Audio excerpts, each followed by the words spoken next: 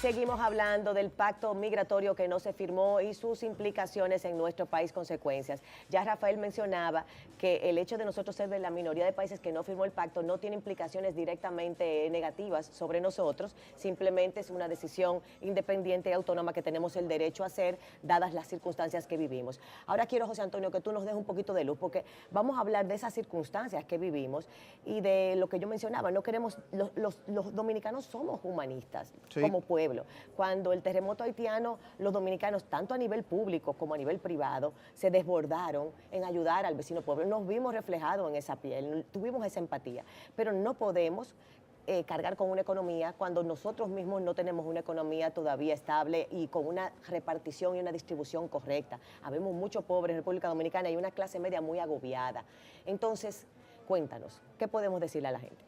Bueno, el dominicano es acogedor de naturaleza. Sin embargo, en un bote salvavidas que caben 50 personas, querer meter 50 más, se van a ahogar los 50 que van original en el bote y los otros también. O sea, tenemos que tener límites lógicos y racionales a la humanidad también.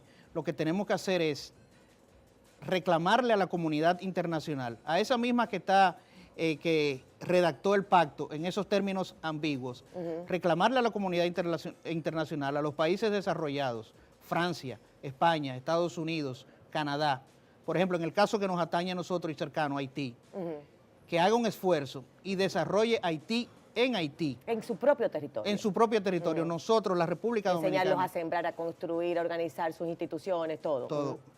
La República Dominicana realmente no tiene la capacidad económica, técnica, de recursos humanos para absorber la población de Haití y resolverle sus problemas. Haití tiene que resolver sus problemas en Haití. Eso es, quien discuta eso realmente está fuera de órbita, digamos. Sí, tenemos de hecho ni siquiera el número exacto de haitianos viviendo en el país y de hecho también tenemos una cantidad de haitianos que ya son dominicanos y yo los asumo como tal, reconocidos, es un movimiento a respetar. Yo he tenido la oportunidad de recibir incluso a nivel de programas televisivos como Enfoque Matinal en una ocasión a esta joven de reconocidos que tenía un español perfecto, que nació aquí, que creció aquí, que se siente dominicana y que no tenía en ese momento por el tema de la documentación, no tenía una identidad. Y la sentí dominicana. No es un asunto de color de piel porque habemos dominicanos morenos, igualito que los haitianos. Es un asunto de educación. Esta joven se educó aquí, tenía un espíritu dominicano. Pero el haitiano, tú lo señalabas al principio, José Antonio, culturalmente, el haitiano de Haití culturalmente no tiene la misma educación del dominicano, ni siquiera compartimos la lengua, ni tenemos tampoco los mismos orígenes, ni los mismos hábitos. Entonces, es un choque cultural, indudablemente, aparte de económico. Siendo algo tan trascendental, ¿por qué nos enteramos tan a destiempo de esto que se estaba cociendo hace tantos meses, como tú señalabas, de tantos años, desde el 2016, mencionabas tú? Sí, desde el 2016. Yo pienso que el gobierno ha tenido una mala política de comunicación con este tema y dejó que el tema hasta cierto punto se fuera de las manos de lo que es una información correcta. Incluso los propios programas nuestros estallaron en los últimos 7 días, pero no había una información. El pacto, no todo lo del pacto es malo, ahí hay aspectos, declaraciones muy claras sobre derechos humanos, por ejemplo, lo que es el tráfico de personas, el tráfico de blancas, lo que es el control de la prostitución, el maltrato a aquellos refugiados realmente que por razones humanitarias huyen de determinadas circunstancias. Todo lo que es, por ejemplo, estos coyotes que actúan en las fronteras con México y que hacen ese tráfico de personas, todo eso es condenado y es condenable. Sí. El problema de las migraciones tampoco es malo. Los dominicanos somos un ejemplo de migración hacia Europa, hacia Nueva York. Y la historia de la humanidad es una historia de migraciones. Claro. Toda América se construyó a partir de migraciones italianas, alemanas, africanas.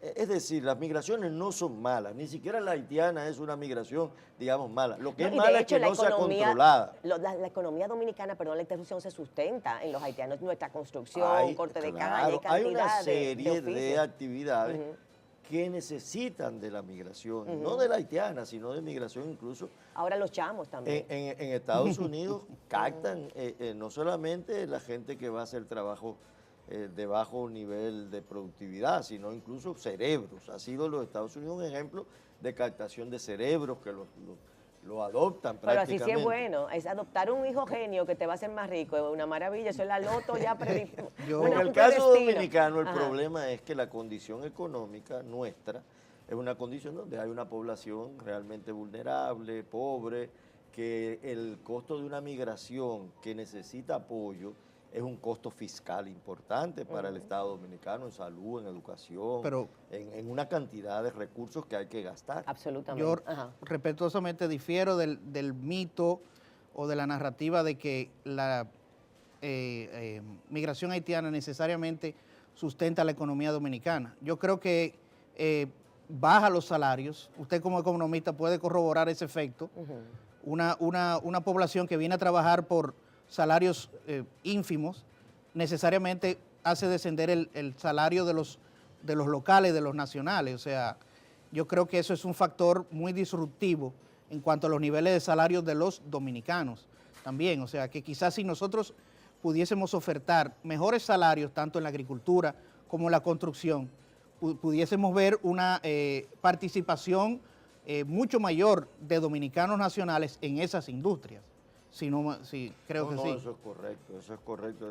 La tasa de salario es deprimida en muchos sectores por la participación de la mano de obra más barata y en condiciones no solamente más baratas, sino en condiciones de vulnerabilidad porque no cumplen con las leyes laborales. Es un tema pendiente.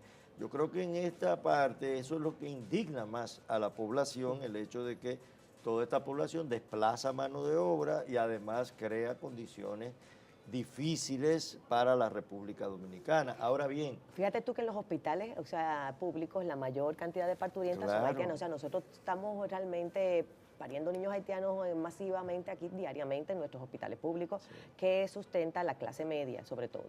Y la sí, clase y luego los está el grandes tema del jus contribuyentes. soli, que es que tú has señalado, no todo el que nace en un territorio adquiere de manera automática la nacionalidad si los padres no tienen un estatus legal establecido. Eso es, no es que si tú eres hija de un alemán no seas dominicana, pero ese alemán tiene que estar en condiciones regulares en el país. Claro. A partir del 2010 ya, A partir del 2000. ya de la modificación de la Constitución a partir del 2010, para tener la nacionalidad dominicana deben ser residentes legales dominicanos o hijos de ciudadanos dominicanos. El problema son los ilegales, porque fíjate que pudiéramos tener un número de registrados, que tú sabes cuál sería ese número de cantidad de ciudadanos. Realmente nadie lo sabe. Quien Ajá. dice que sabe cuántos haitianos en condición irregular, vamos a usar el neologismo que se pretende usar en el mismo pacto, pero son ilegales realmente, nadie lo sabe. Entonces, ese es otro de los problemas, que es que como Haití es un estado fallido, no hay identificación para su población. Nosotros no podemos concebir que en Haití no hay registro civil. Hay generaciones que nacen, crecen, se reproducen y mueren y nunca tienen una documentación. O sea, nosotros estamos absorbiendo eso. El pacto prácticamente lo que quiere es regular eso a nivel global. Pero, por ejemplo, nosotros en la República Dominicana siempre nos quejamos de que tenemos muchas leyes y no se aplican. En este caso es verdad. Como dice el licenciado, nosotros tenemos leyes migratorias muy completas, reglamentos de aplicación. También aquí se castiga la trata de blancas, la prostitución, el proxenetismo. Tenemos legislación para todo. La cosa es la voluntad de aplicarla. Específicamente... Y las consecuencias. Y las consecuencias. Ante el delito. Por ejemplo, el famoso 80-20, de que toda empresa dominicana necesita tener como mínimo 80% de nacionales dominicanos. Aquí, lamentablemente, desde el Estado, eso no se aplica. Una vez que empiece a aplicarse eso aquí, vamos a entrar en otro inning del juego ya, realmente, lamentablemente. ¿Tú entiendes que debemos ser un poco más proteccionistas, si se quiere el término, y perdón, con los dominicanos, proteger más República Dominicana para los dominicanos como prioridad y luego, bueno, como acogida para los demás? Es que la razón de un Estado y de una nación es protegernos a nosotros mismos.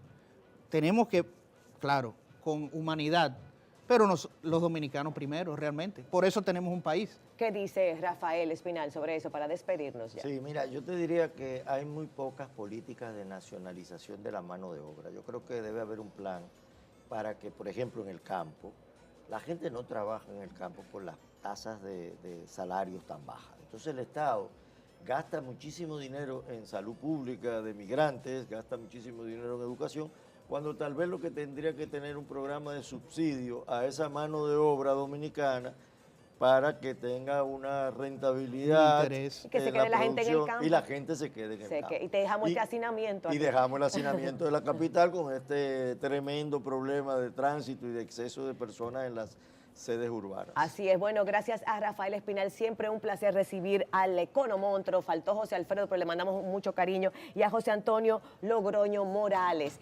abogado y doctor, la verdad que, bueno, un placer haberlo Gracias. tenido. Doctor, José Antonio, ¿tu doctorado es en? Leyes. En leyes también, señores, que ya ustedes saben cómo es que estamos en manos de expertos. Nos vamos a una pausa y volvemos. Nos movemos ahora al barrio de la mano de Bill Productions, música barrial. También tenemos a Ana Avelino, a Ana La Barbie y a Juan José Vega para hablar del motivador en el barrio. Hoy queremos exaltar a ese que no es el bravucón, ni el lindón, ni el protagonista, sino al que trata de a todo el mundo hacerlo sentir mejor y darle ánimos para seguir adelante. A ese vamos a conocer hoy, el motivador del barrio.